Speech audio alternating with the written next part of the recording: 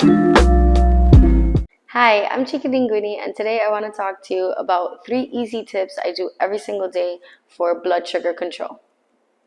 So, blood sugar control is everything. Recently, that's just been my obsession. I found out that that's really what controls and governs my day to day mood, my hour to hour mood, how I feel, how hungry I am, how the next couple of hours are going to play out depending on what I ate. And it's just fascinated me. So, blood sugar is just something that I've really been reading about, researching, learning. I even bought an old school like blood sugar monitor so I could prick myself before and after I eat so I could see, how the meal affects me. And these are the 3 easy tips that I have for you for blood sugar control. And blood sugar control is so much more than just for diabetics. It's for everybody. Blood sugar controls, like I was mentioning, your mood. It controls how you feel after you eat, if you're hungry, if you are actually satisfied, if you're going to go on an emotional roller coaster, if you're going to feel tired, if you're going to get nauseous, if you feel agitated.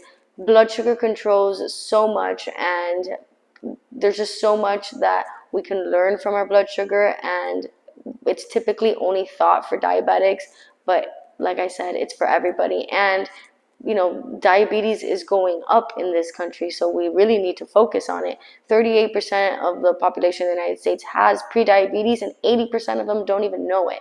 So we really need to focus on our blood sugar. So here are 3 easy tips for it. So the first one is to eat greens in every single meal. So vegetables have fiber, and when you eat your fiber, especially when you eat it first, it goes into your stomach and it forms like a net around your stomach. And that net helps you when you eat anything else after. So if you were to eat your meal and you were to eat your vegetables and then you were to eat anything else after, it protects it from getting digested very quickly. So protein, animal protein is great. It does, it doesn't cause big glucose spikes, so you eat that. But than your pasta does, or your bread, or potatoes, or anything very starchy, or anything sugary, so your dessert. All of that cause glucose spikes, and that gets absorbed into your body very, very quickly. So if you were to eat lots of vegetables, eat your fiber, the fiber makes that mesh around your stomach, making the other foods not get digested so quickly. So eat your vegetables. You've heard it a million times, but here's another time that you'll hear it, and another reason why. Eat your vegetables so that you won't have such a big spike, so that you can enjoy your pastas or your breads or your desserts. So my second tip is about desserts. I love sweets. So, staying away from sweets is very challenging for me. So if I am going to eat sweets, I make sure that I eat it after a meal. Having a sweet after a meal opposed to on an empty stomach in the middle of the day there's a huge difference on what that does for your body. So if you were to eat your sweets after your meal, it's like I just said about the fiber. There's that fiber mesh. Your stomach is in the process of first digesting all those vegetables, then it's going to digest, your protein and those carbs, and then it'll digest the sugars from your dessert. So the whole point of doing it after you eat is so that you could slow down the spike, so you could slow down the observation of the sugar from the dessert. So if you were to eat it on an empty stomach, there's nothing to slow it down. You're just going to eat it, and immediately your stomach is going to digest and absorb all that sugar, and you'll have that big spike, and then, you'll get all those crazy emotions, crazy symptoms, maybe anxiety, maybe you get nauseous, maybe you get super tired, maybe you get starving after, and that dessert snack was supposed to be like a snack, and you end up starving and needing to eat your lunch or your dinner way earlier. So that's why eating your dessert after a meal is so much better than eating it just, on an empty stomach in the middle of the day, or better than having your dinner and then waiting waiting for a late night snack and eating dessert then.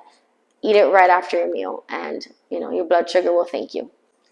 And the third tip is to move, especially after your meals, and especially after a carb-heavy, starchy meal or a meal where you had a dessert.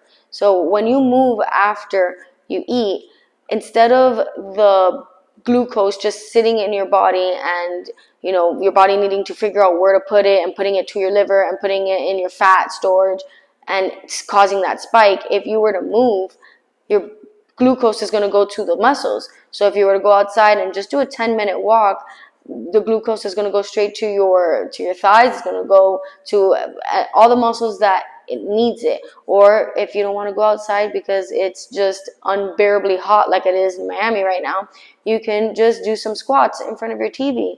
30 squats, a few push-ups, a few jumping jacks.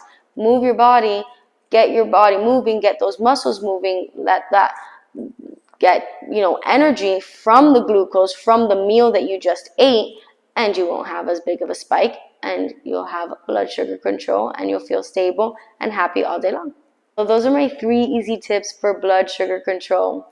I definitely am going to have more videos like this. Like I said, I am obsessed and fascinated with it lately.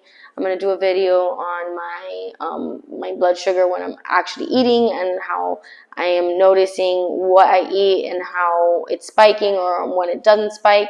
So more information and more on that. But if you found this video helpful, please give it a thumbs up and subscribe. I have new videos every Thursday and daily shorts on what I'm eating.